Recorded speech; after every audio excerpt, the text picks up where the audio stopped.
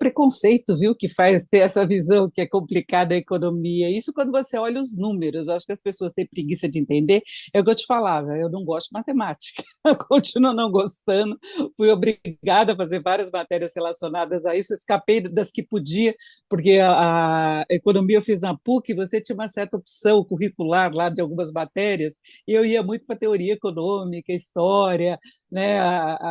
Era esse outro lado tentando escapar, mas eu escapava de estatística, de contabilidade e tal. Mas eu sempre notei um preconceito muito grande na própria redação. Isso mudou. Ao longo do tempo, eu percebi, principalmente o pessoal mais novo, que está preocupado em investir também. Então, percebeu que tem que aprender jornalismo, e quando você entra numa redação em que cada um vai fazer uma matéria, muitas vezes você é obrigado a entender quando você vai fazer uma coletiva, senão você não sabe o que a pessoa está falando.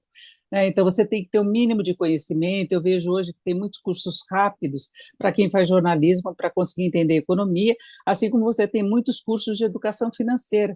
Não é porque o mundo mudou. Antes você aplicava na poupança, juntava o seu dinheirinho, você tentava escapar da inflação e já estava tudo bem. Agora não, você tem muita opção de investimento. Então, isso foi obrigando as pessoas a mudarem, a se interessarem mais por economia e obrigando também os jornalistas a se interessarem mais por economia. Mas era uma coisa assim, quando você falava com o pessoal que era da área de variedades, dos outros departamentos de jornalismo, era um preconceito total, era como se a gente fosse meio maluco de tratar de economia. E não era, economia é uma coisa que lida com a gente, você tem que entender o que está acontecendo no teu dia a dia, o que está acontecendo com o país, acontecendo com o mundo, foram tantas crises, né? A gente vive uma crise global hoje, tem uma repercussão na vida de todos nós e de quem mora do outro lado do mundo.